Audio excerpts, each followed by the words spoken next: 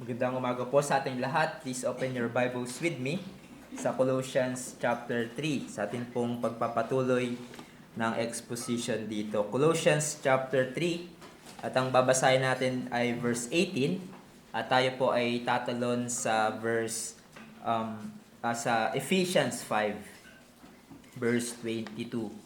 At basahin po natin una ang Colossians chapter 3. It says sa verse 18, "Wives, submit to your husbands as fitting in the Lord. Husbands, love your wives and do not be harsh with them." At sa Ephesians 5, it says there in beginning verse 22, "Wives, submit to your own husbands as to the Lord. For the husband is the head of the wife, even as Christ is the head of the church, his body, and is himself its Savior. Now as the church submits to Christ, so also wives should submit in everything to their husbands. Husbands, love your wives, as Christ loved the church and gave himself up for her, that he might sanctify her, having cleansed her by the washing of water with the word, so that he might present the church to himself in splendor, without spot or wrinkle or any such thing, that she might be holy and without blemish. In the same way, husbands should love their wives as their own bodies. He who loves his wife loves himself." Tayo po ay manalangin at humingi ng tulong at gabay sa ating Panginoon. Let's pray. O aming dakilang Diyos, nagpapasalamat po kami na meron po kaming kalayaan, may kalakasan, at linaw ng pag-iisip na maririnig namin ang inyong mga salita. Salamat po, Panginoon, for this day that we are able to gather together and to worship you and give praise to your name. Ayaw po namin, Panginoon, na katulad ng mga Pariseyo na nirebuke ni Jesus, that we worship you with our lips and yet our hearts are far away from you. We pray that you would help us in our weaknesses, help us, Panginoon, sa aming mga limitations and even labi ng kasalanan while listening to your word.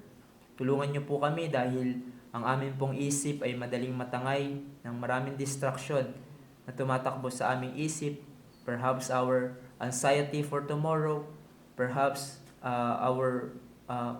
ang iba sa amin, ang trabaho, ang mga gawain sa bahay.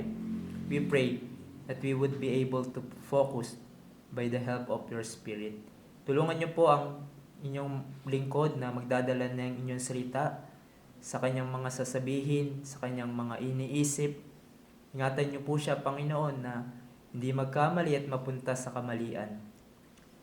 Gabayan niyo po siya, Panginoon, sa kanyang kahinaan, tulungan sa kanyang kahinaan at patuloy na bigyan ng kalakasan, Panginoon, sa pangangaral ng inyong mga salita. At lahat ng ito, Panginoon, ay ibinibigay namin sa inyo ang papuri, pasasalamat. Tulungan niyo po kami sa aming pakikinig ng inyong salita sa pangalan ni Jesus. Amen. Now, sa ating pag-aaral in Colossians 3:18 to 25, ay tinitignan natin ang mga tagubilin at utos ni Pablo sa Christian households. At tayo ngayon ay nasa command ni Pablo para sa mga asawang babae, the duty of a Christian wife. At pagpapatuloy natin ang pag-aaral dito dahil nabalitaan ko mukhang sumarap yung ulam ng mga husband nung nakaraan.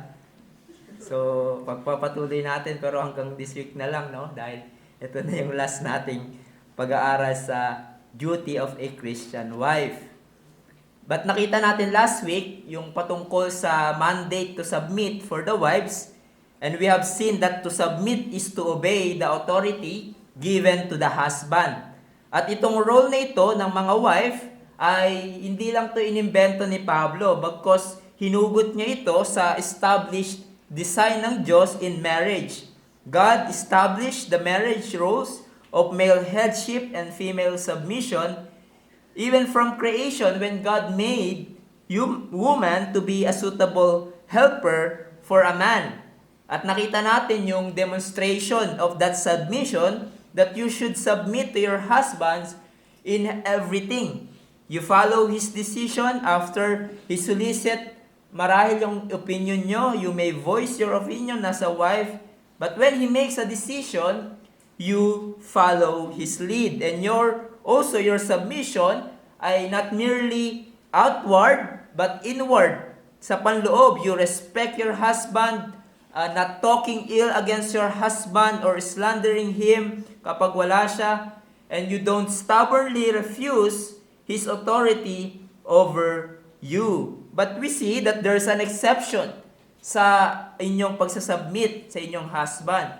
Maaari kayong hindi magpasakop if your husband asks you to sin, at kung meron siyang pinapagawa sa inyo na kontra sa salita ng Diyos at mapapahamak ang inyong buhay or your life is in danger. Now, we will just continue our study on the duty of a Christian wife. So, nakita natin yung mandate to submit, but today we will look at the manner of submission, yung motive of submission, and lastly, yung model of submission. So, first of all, let's look at the manner of submission. Sinabi sa verse 18 ng Colossians, "Wives, submit to your husband as fitting in the Lord." Or in its parallel passage, "Wives, submit to your own husbands as to the Lord," sa Ephesians 5:22. Now, ano bang ibig sabihin niyan?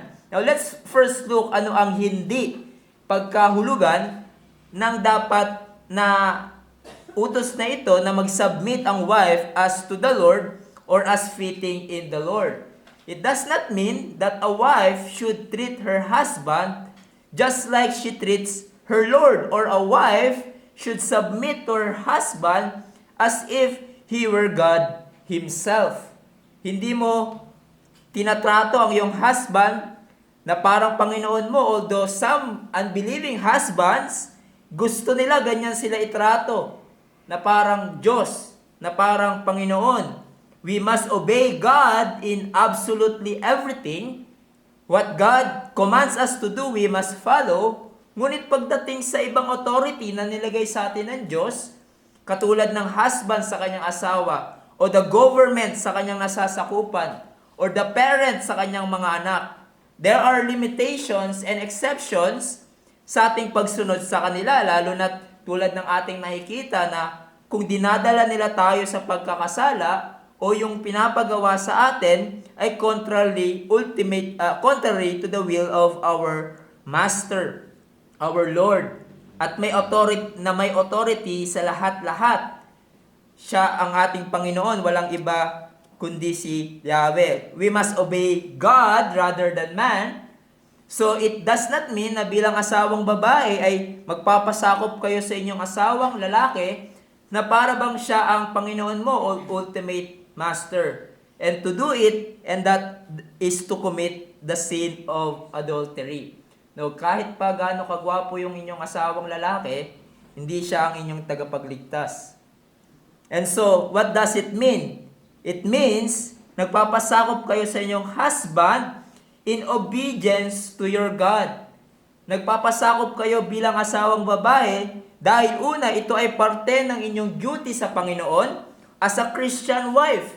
Ito ay inutos sa inyo ng inyong Panginoon. Ito ay expression nyo din ng ultimate expression nyo ng submission ultimately to your Lord. It is fitting to do dahil it honors God and His design within marriage. Yung salitang fitting, it means something is right to do and what is proper or is what is proper to do, right, and what is proper to do. So nararapat lamang na magpasakop kayo sa inyong husbands dahil ito ang sinasabi ng Panginoon sa inyo. Marapat lamang kayong mag-submit dahil ito ang disenyo sa inyo ng Panginoon sa marriage. Now, ang ibang asawang babae ay may mga excuses para hindi mag-submit sa kanilang husbands. Sinasabi nila, hindi mo kilala yung asawa ko. Tatamad-tamad yan, matigas ulo niyan, naninigaw yan, or kung hindi believer, yung asawa mo, lalaki, lasinggero yung asawa ko, palamura yan, lahat ng bagay sa akin ay kinokontrol niya. Paano ako magsasubmit dyan? O kaya yung struggle naman ng iba, di ba? Dahil passive yung asawa nilang lalaki, and so gagawin ng wife, siya yung maglilid ng family, siya yung masusunod. Well, sa mga wives na narito, magsasubmit ka pa din kahit na yung husband mo ay stumbling sa kanyang leadership dahil wala namang perfect husband. Wala namang perfect family at headship in the family. Yes, there are exceptions that nakita natin. Katulad ng ating nakita. But magsasubmit ka pa din. Why? Because your God says so. Dahil it is God who gives you this command to submit, who is wise and gracious and kind, and He knows what is best for you bilang asawang babae. Marahil nag-struggle kang mag-submit sa iyong husband, but do it for the sake of Christ. Do it in obedience to your God. And you may say, as a Christian wife, I can't do it for my husband to submit. I am struggling, but I could do it for my Lord. This is what pleases my God. I will do it. You fix your eyes to your Lord and Savior Jesus Christ as you follow the leadership in the home. Now remember, mga asawang babae na narito, ang tulong sa imperfect at stumbling leadership ng husband ay hindi in submission. Hindi ang paglaban at usurping ang authority ng iyong husband. Dahil ang inyong pagiging unsubmissive ay will only make your situation worse. Rather, you respect your husband's authority. You support him. You may voice your opinion in a loving and gracious way. At tulad ng ating nakita after he solicited your opinion at gumawa na siya ng desisyon, you follow it, you submit as to the Lord. Nag-struggle ka to submit? Submit for the sake of Christ. Submit in obedience to your God. Now, this kind of submission, na ang manner is to as to the Lord, nagpapasakop ka in obedience to God, in obedience sa design ng Diyos in marriage, ay maaari itong kaparaanan na mabago ang iyong husband. Now, hindi ko sinasabi na mayroong kapangyarihan ang wife sa kanyang sarili to change her husband. Siguro yung mga babae gusto gano'n, no? Sa isang pitik lang. Nagbago na yung kanilang husband, but it could be used.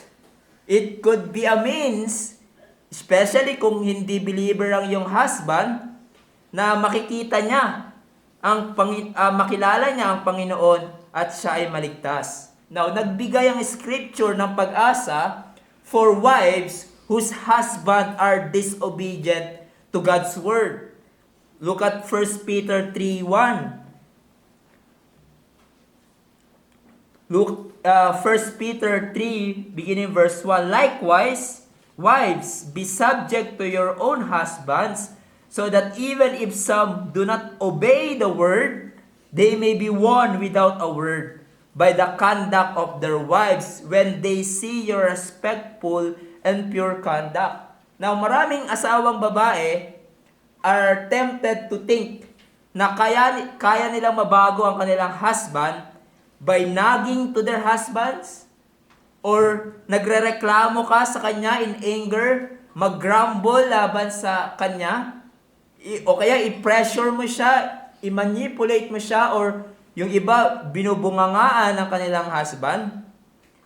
Now, maaaring magresulta yan ng panandaliang pagbabago ng iyong asawa. Diba? Pag marahil nataasan mo na siya ng boses, suddenly, yung husband mo, kusang maghugas ng pinggan, gagawa ng gawaing bahay, para lang matigil lang yung pagbubunganga mo laban sa kanya. But it does not really produce a change of heart. isang nararapat na pangungugali, or kung unbeliever yung asawa mo at siya ay may bisyo, pwedeng sa pagnaging mo laban sa kanya, ay tumigil siya, panandalian sa kanyang bisyo, ngunit hindi totally ang kanyang puso. But here, Peter states na maaaring gamitin ng Diyos yung godliness, yung submission ng Christian wife para mawin niya to Christ, ang kanyang husband na disobedient to the word. Without a word. Now, hindi ibig sabihin dito na ang wife ay habang buhay nang hindi na magsasalita or she is not allowed to speak. Ang reference dito ay yung husband ay in the state of disobedience and has made clear na yung husband ay ayaw niyang makinig sa kanyang wife at that time. Marahil nakakarinig siya, ang husband, ng salita ng Diyos, pero patuloy niya itong tinatanggihan. But ang isang unbelieving and ungodly husband ay maaaring mawin kay Christ sa pamamagitan ng godly examples na pinapamuhay ng Christian wife. By living an exemplary Christian life. Dahil sa nakita nilang pagbabago sa kanyang wife, the husband saw the change that the gospel brought to the life of his wife. Maaari itong maging avenue kung saan magtanong ang husband patungkol sa pananampalataya ng wife. At maging interested siya kay Jesus na pinapaniwalaan ng kanyang wife. At instead na magrebelde ang wife sa kanyang husband, instead na returning evil for evil, but you treat your husband far better than he deserves, ang unbelieving husband ay maaaring mawin to Christ. Now, alam ko it's hard. It's hard dahil yung ganyang pagpapasakop is the opposite of what flesh will tell you to do. Anong sasabihin, di ba? Kung itrato ko siya ng mabuti, pinapakitunguhan ko siya ng maayos, pero hindi niya ako pinapakitunguhan din ng maayos. Hindi niya ito sinusuklian. Hindi niya ako pinapakitunguhan ng maayos. Hindi ako papayag dyan. Hindi ako magpapalamang. But what a Christian wife should do, kahit marahil nasa ilalim siya ng authority ng kanyang husband na hindi maayos, I will love my husband for the sake of Christ. Christ loved me when I was unworthy. And I will continue to pray to God na kumilos siya sa puso ng aking asawa upang siya ay tunay na mabago. At maraming patotoo na dahil sa pinapakitang godliness ng wife sa kanyang unbelieving husband, ay nadala sila sa Panginoon. At yung kanilang husband ay naligtas at binago ng Diyos. Ang isang halimbawa sa history ay yung tatay ni Augustine of Hippo. Alam nyo, yung nanay ni Augustine, si Monica, ay mananampalataya. At ang tatay niya ay hindi believer, tatay ni Augustine.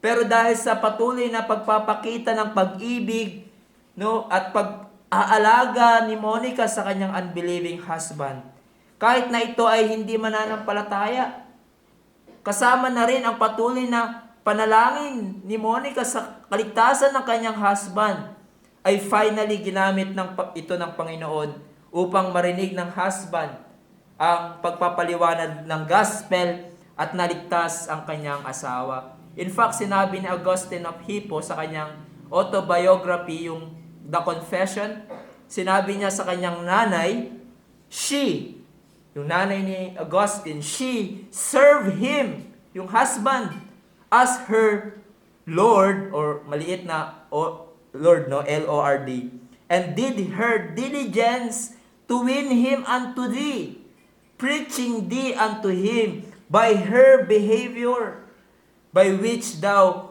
ornament her, making her reverently amiable unto her husband.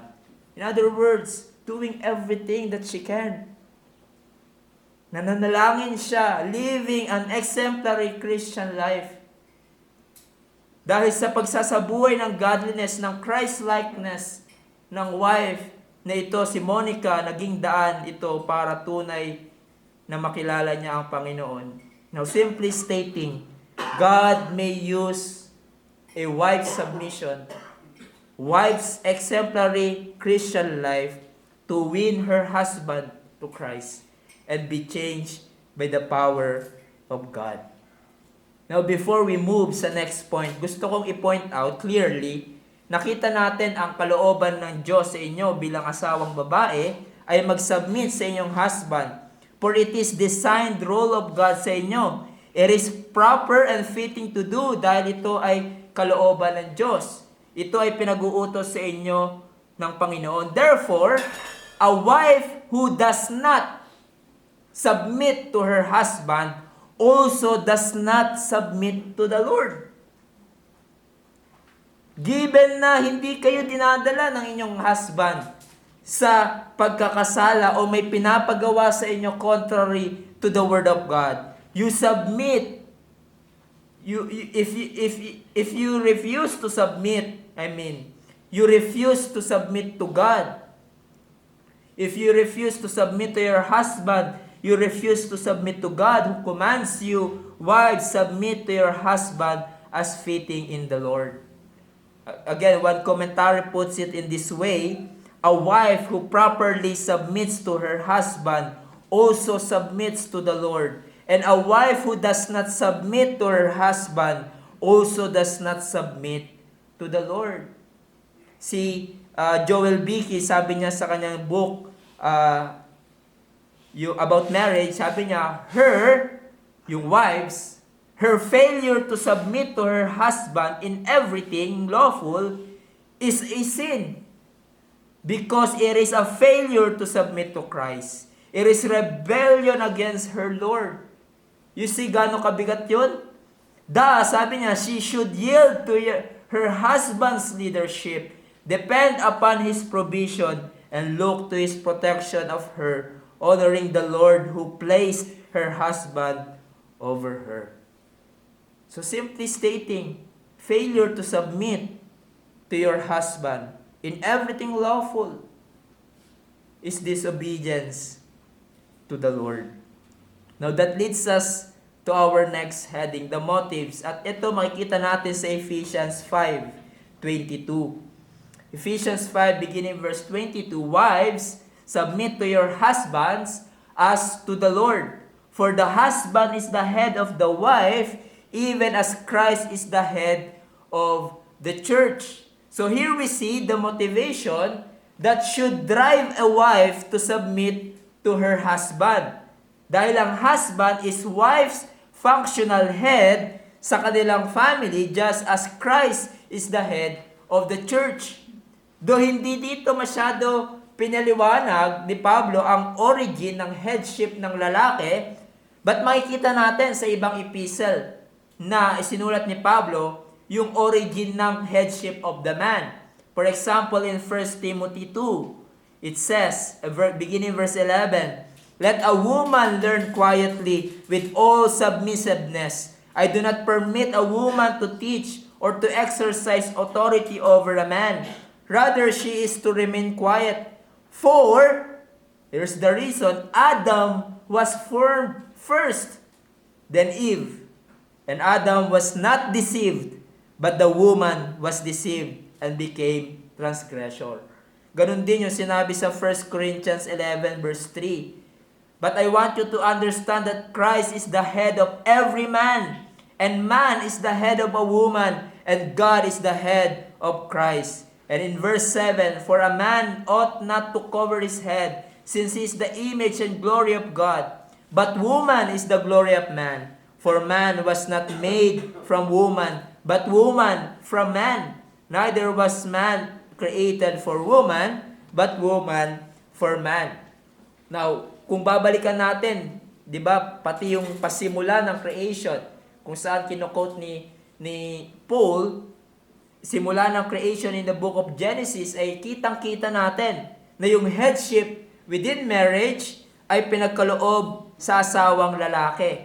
Now, these two passages I read na sinulat ni Pablo, Paul goes back to the narrative of Genesis 2 and points out that a woman was made after man, and out of man and for man. At sa simula pa lang ng paglilikha ay binigay na sa husband ang headship within marriage. One writer says, since it is mainly on these facts of creation that Paul bases his case for husband's headship, his argument has permanent and universal validity and is not to be dismissed as culturally limited. So, hindi na ito mababago. Yung leader headship within marriage ay pinagkaloob sa mga lalaki even though sa ating panahon ay pinupush na walang headship in the home. Kahit na sa ating panahon, pinupush no husbands authority within marriage dahil sinasabi nila that everybody is equal. Ladies, don't be deceived sa ganyang ideology dahil what creation has established, what God has established in creation, no culture is able to destroy it. And so bilang asawang babae, that's motivate you to submit to your husband. That God, who is good and wise, designed your husband to be your head. Dahil ano ba ang function ng head? Diba? The head gives direction. Siya ang maglilid. Men are invested with a special leadership role within the context of family. At yan makikita natin sa susunod, Lord willing, pagdating sa duty ng husband. Ang husband bilang head of the family ay nagbibigay ng direction. Siya ang naglilid in a loving and a gracious manner. And the wife ay marapat na magpasakop. Dahil kung hindi, katulad ng pisikal na katawan na hindi nagre-respond sa head, ito ay mapaparalyze at walang maidudulot na mabuti. And so, ganun din sa asawang babae na hindi nagre-respond sa kanyang head, hindi nagpapasakop, ito ay magdudulot ng malaking trouble. John MacArthur says, a wife who does not properly respond to the direction of her husband manifests a serious spiritual dysfunction. On the other hand, a wife who willingly and lovingly responds to her husband's leadership as to the Lord is an honor to her Lord, her husband, her family, her church, and herself. She is a beautiful testimony to the Lord before the world around her. Diba? Napakagandang patotoo. Napakagandang visible demonstration ng pagpapasakop ng church to Christ. Kung ang Christian wives na narito ay nagpapasakop sa kanyang husband bilang kanyang head, bilang leader in the home. But it is ugly at hindi magandang patotoo kung ang asawang babae ay hindi nagpapasakop and is in a subtle way trying to usurp her husband's authority. Hindi napapakita sa ganyang relationship ang magandang design ng Diyos in marriage. At ang submission ng church to Christ. And let us be honest, ang daming nasisirang marriage sa ating panahon, ang daming magulong family in our day and age. Dahil sa family ay binabaliktad ang order ng Panginoon in marriage. Dinidistort yung God-established roles in marriage. Imbis na ang husband ang mag-lead, ay hindi nila ito ginagampanan. It's either sila ay passive sa kanilang role or being harsh. At ganun din sa mga wives. Imbis na sila ay magpasakop, they try to usurp the leadership of their husbands in the home. And there are many troubled families and marriage because there's problem in the leadership in the home ng husband, but also there's a problem of submission ng wife. Let me ask you, mga Christian wives here, what motivates you na magpasakop sa inyong asawang lalaki? What motivates you magpasakop sa inyong asawang lalaki? Kasi may pang-shopping ako tuwing sahod niya. Or other would say, magpapasakop ako para sa kapakanan ng aking anak. Diba, merong tinanong, bakit ka nagtitiis? Sumunod sa husband mo. Ang sagot ay para may bigay niya yung gusto ko at yung gusto ng anak ko. No, hindi ko sinasabi na masama ang mag-provide ang husband para sa kanyang asawa at anak. But is that it? Is that it? Or rather, you would say bilang Christian wife, magpapasakop ako sa aking husband dahil primarily this is what pleases my God, who saved me and loved me. I want to honor His design in my life. At nais kong maging magandang patotoo for the glory of God in this sin-cursed world, in this world full of broken marriages and dysfunctional family. Nais kong maging magandang patotoo ng pagpapasakop ng iglesia sa kanyang Panginoon at tagapagligtas na si Jesus sa pamamagitan ng aking faithful and loving submission to my husband. I want to bring honor to God's name sa pamamagitan ng aking pagpapasakop sa aking husband. And may it be true sa inyo bilang Christian wife. Now that leads us to our last heading, and briefly, the model of submission. In Ephesians 5:23b, beginning 23b, for the husband is the head of the wife, even as Christ is the head of the church, his body, and is himself its Savior. Now as the church submits to Christ, so also wives should submit in everything to their husband. So ang supreme and ultimate example of submission ay walang iba kundi ang Panginoong Jesus, who displayed a supreme act of submission by giving His own life to save sinners from their sins, bilang obedience niya sa kanyang kalooban ng kanyang Ama. Christ is the perfect provider, protector, and the head of His church, which is His body. He Himself, its Savior. At makikita natin sa susunod na mabigat din ang role talaga ng Christian husbands dahil they are to emulate, to imitate yung pagmamahal ni Christ para sa iglesia at gagawin nila ito sa kanilang asawang babae.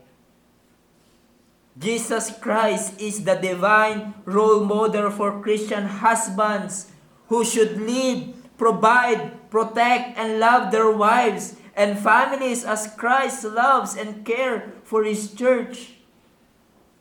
But wives are no more to be a co-leaders with their husbands than the church is to have such joint roles with Jesus Christ. Katulad ng iglesia, di ba, na hindi siya co-leaders ni Jesus, ay ganoon din sa asawang babae. Hindi co-leaders ng kanyang husband. Hindi siya co-leaders ng kanyang husband in the family, but she is to give support sa kanyang husband and submit to her in everything. In other words, sinasabi muli dito ni Pablo sa atin, ito ang pattern and design ng Diyos pagdating sa iglesia. Si Jesus ang head at ang church ay nagsasubmit sa kanyang head. At ito ang model na marapat makita sa marriage. Na ang wives nagpapasakop sa husbands as their heads At katulad ng pagpapasakop ng church to her head, which is Christ. Now, hindi nyo ba natatanong, bakit sa mga text na ating binasa, ang utos ng wives ay to submit and not to love? Bakit hindi pinag-utos sa wives na mahalin nila ang kanilang husband? Instead, it says they are to submit. It is a good question, right? Iniisip ko baka marahil ang mga babae ay generally speaking ay more loving and gentle naturally kaysa sa mga lalaki. There are exceptions. Sabi nga nila, meron daw mga Amazon ng babae. But generally, we can observe na mas gentle, loving ang mga kababaihan. Kaya hindi in the context of marriage ay hindi sila kinaman to love their husbands. However, pagdating sa Titus 2, ay malinaw na nakikita natin doon na may obligation ang mga asawang babae to love their husbands. It says in Titus 2 verse 3, older women likewise are to be reverent in behavior, not slanderers or slaves to much wine. They are to teach what is good and train the young women to love their husbands and children. So there is this assumed responsibility para sa mga wives, and that is to love their husbands. Now, why is that? Dahil wives, be honest, dahil ganito rin naman ang mga lalaki, ang pag-ibig nyo sa inyong husband ay pwedeng manlamig. Pwedeng manlamig. Marahil, di ba, honeymoon stage, ang saya-saya, pero paglipas ng panahon, lagi yung mukha niya nakikita mo. Marahil dahil sa ugali niya ng iyong husband, you see his weaknesses. Or marahil meron siyang nagawa na hindi mo nagustuhan, that cause your love for him na manlamig. Whatever it is, it must not be allowed to happen. You are to love your husband. You are to forgive your husband kung siya ay nagkamali and rekindle the love. You should seek to continue the acts of love para sa iyong husband. You should do special things for him para marikindle ang pagmamahalan by the help of God. Pagluto mo siya ng paborito niyang ulam. Let your husband know na na-appreciate mo ang kanyang ginagawang sacrifice. Ginagawang pagtatrabaho. Doing things na ma-appreciate niya at mapagpapasalamat siya sa Panginoon na ikaw ang kanyang napangasawa. To support him, respect him, encourage him, etc. Of course, the husband has this great responsibility na mahalin niya ang kanyang asawang babae, as we shall see. We will come to that. But here, also your responsibility, wives, love your husbands, but also love your children. Diba, sinabi ni Pablo, love your children. One of the loving things you can do para sa inyong anak ay to train them sa daan ng Panginoon, tulad ng pag-aralan natin sa patungkol sa mga anak, to lead them to Christ, but also to discipline them, correct them, and make sure they know they are loved. Now, of course, hindi lang ito tungkulin ng nanay pagdating sa kanyang anak na para bang wala nang ibang gagawin yung tatay kundi magtrabaho ng magtrabaho. As we shall see, fathers are to train also their children. Magtutulungan ang mag-asawa sa gantong gawain sa kanilang anak. And so in conclusion, we have seen the responsibilities or the duties of a Christian wives. That is to submit to their husband. They are to do it as to the Lord. You are to do it bilang pagsunod sa Diyos at sa kanyang designed role for wives in marriage. And in doing so faithfully and lovingly, ay minumodel ninyo ang submission ng church to Christ as the head of the church.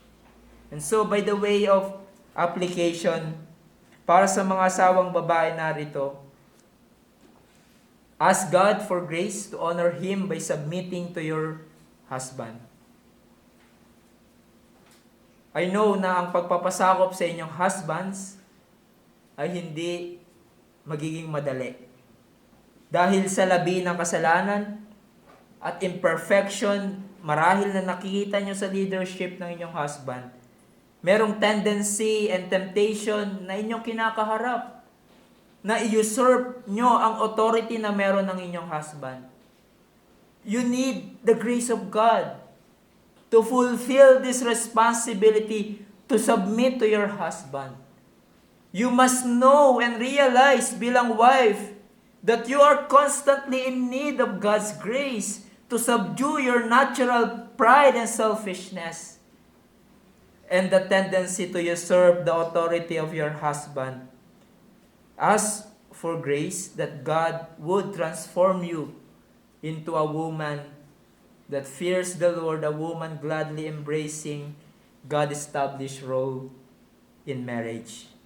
Ask for grace of God to help you to heartily and wholly seek to be faithful in your duty as a wife.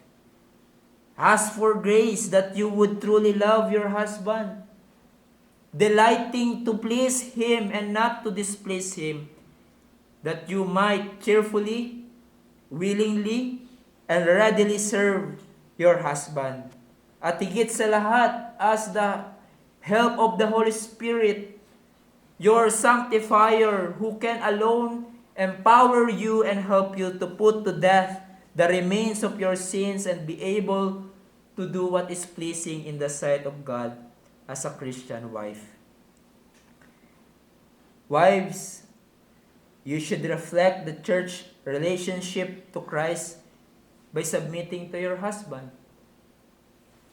Sa mundong ito na nagsasabing there's no authority in the home, there's no headship in the home, which is a rebellion sa design ng Diyos, be a wife, be a woman who is faithful to her God-given role to submit to your husband. Sabihin man ng mundo, di ba? Sabihin man ng mundo na makaluma kang babae, a traditional wife, dapat hindi ka nagpapatalo sa iyong husband. Hindi ka dapat basta nagpapasakop sa kanya. No, as a Christian wife, a godly wife, you submit. Dahil naunawaan mo, this is what pleases my God. And this role, my role, I would be able to reflect church submission to Christ. I would be able to glorify my God and be good testimony. By submitting to my husband, I will do it. And may it be true sa inyong buhay bilang Christian wife. And that kind of wife can flourish sa marriage. Even though she is in difficult marriage, for there's joy and fulfillment sa pagsunod sa kalooban ng Diyos. Nawa dahil sa inyong godliness na pinapakita sa inyong marriage, your husband would be able to say, tulad ng sinabi sa Proverbs, many women have done excellently, but you surpass them all. Your husband delights to have you. At higit sa lahat, ang Diyos mismo ay nalulugod sa pinapamalas niyong faithfulness and submission to your husband. Sa mga matagal ng older women here, matagal ng married, may plead to you and ang plead ni Paul sa Titus, teach the young couples here. Teach the young couples here ng pagpapasakop sa husband sa pamamagitan ng inyong halimbawa at marahil pagbibigay ng payo nyo sa kanila. Para sa mga husbands na narito, though we will come to you, I'm excited. At pag-aaralan natin ang inyong mga duty. If you are married, again, to a godly and a Christian wife, praise God for giving you that kind of woman. She is your greatest wealth in this side of heaven. Proverbs 31:10, an excellent wife who can find? She is far more precious than jewels. And so cherish your wife, love her as Christ loved the church, and what a blessing to have a godly wife who is always there to pray for you, to encourage you, to support you. And there are many heavy loads sa marriage and sores in marriage ang gumagaan dahil you have a godly wife. That though hindi siya perfect, but by the grace of God, she provides support to you sa abot ng kanyang makakaya, and she submits to you as to the Lord. Now, finally, let me have words for single ladies here. Dahil I know marami dito ang single women. You should take great care in how you choose your husband. Remember, ladies, this is what God requires of you in marriage. You are to submit. At once na pumasok ka na sa marriage, wala na itong bawian. Wala na itong atrasan, and you should gladly accept this role as wife to submit to your husband. At ito ang kalooban ng Diyos sa inyong marriage. That's why instead of looking for an attractive man, though may factor yan sa paghahanap ng partner, instead of looking for a wealthy man, instead of looking for a romantic man, you better first look for a godly man. A man who loves the Lord and fear Him. Or simply stating, kung kayo ay mananampalataya na dalaga pa, you marry only in the Lord. Marry a kapwa mo mananampalataya. Now, tulad nga ng sinasabi ko, not necessarily reformed din. Dahil I know people, godly men, kahit hindi sila reformed. But a man who loves Christ and His words, pero eventually, magiging reformed din sila. Who is, because they love the Word of God. But a man who loves Christ and His Word, who is growing in godliness, evidence sa kanyang buhay. Now again, ladies, as your pastor, lalo na sa mga members dito, hindi dahil na-meet mo na yung guy sa church, umattend siya sa church at masaya siya kausap, it does not mean he is a mature at parang husband material na siya para sa iyo. Or let me add, just because he likes Reformed theology, it does not mean he is a godly man. Just because he likes John Calvin, Spurgeon, and the Puritans, and he buys theological books, it does not mean he is a godly man. At basta ka na lang magpaligaw, examine his life. Examine his life, examine his testimony, examine his disciplines and fruitfulness. Dahil kung hindi niya mahal ang Panginoon, at kung hindi siya seryoso sa mga spiritual na bagay, he will not be able to love you in the ways that God intends, or hindi kanya talaga madadaan sa kalooban ng Diyos. in marriage.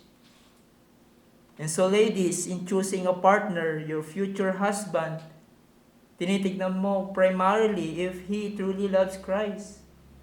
And his words, a man who is growing in godliness and fear of the Lord. Di ibig sabihin na kailangan perfect man. O yung super gwapo daw, no? Tapos godly. Wala nang sa report. Gwapo. Godly meron, no? Pero yung super gwapo. Hindi ko sinasabing na kailangan perfect man dahil walang ganon, but a man who loves Christ. At evident ito sa kanyang buhay. But ang pinaka-basic, only marry in the Lord.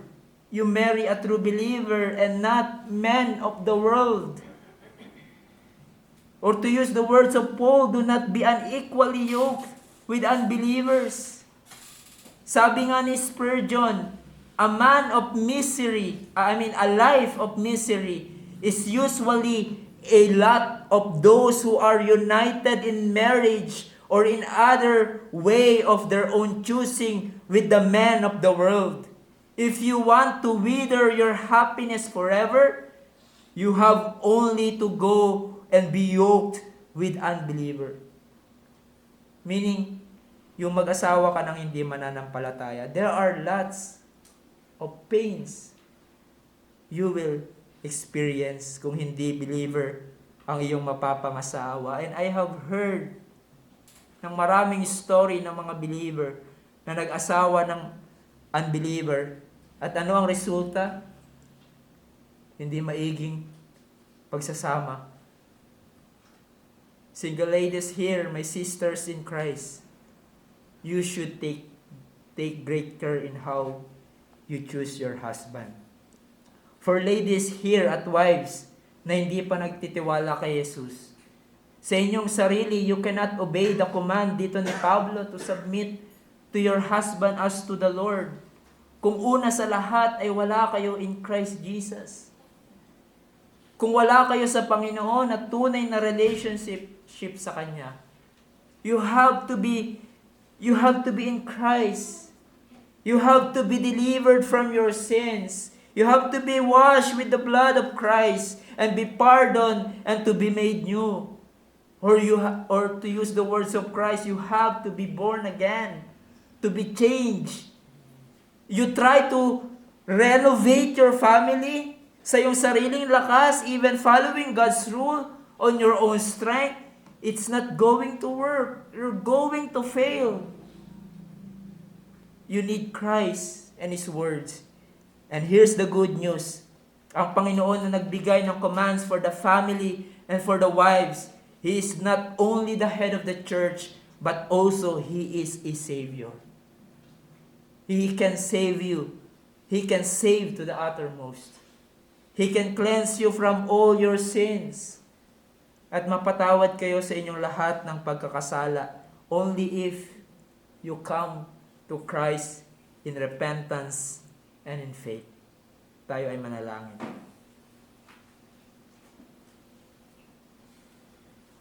O aming dakilang Diyos, salamat po that your words are sufficient for us. Even, Panginoon, sa duty ng wife sa kanyang husband. Nagpapasalamat po kami, Panginoon, sa mga bagay na natutunan namin patungkol sa duty of a wife. O Father, I pray for the wives here that they would truly, lovingly, faithfully follow your words, follow your commands na ipinagkaloob sa kanila, that is to submit to their own husbands. We live in a world, Panginoon, that is so crooked, thinking, Panginoon, that there's no authority in the home. And yet, Lord, we know that if we don't follow yung in-establish nyo ng design since the creation, everything, Panginoon, we're going to fail if we don't follow that design in marriage. So Lord, grant grace for those wives here to be faithful to their own husband and to submit to them in a way that is pleasing to your sight. Tulungan niyo po sila, Panginoon, dahil we know that they still have sins to mortify in their lives. But by your grace, Lord, make them a godly woman, godly wife, na nagpapakita, Panginoon, ng magandang patotoo sa mundong ito. Sa mundong ito that full of dysfunctional families because they don't obey your design. Help our sisters in Christ na mga asawang babae dito, help them, Panginoon, to humbly accept and gladly accept their role as wife. By your grace, by your mercy, in Christ's name, Amen.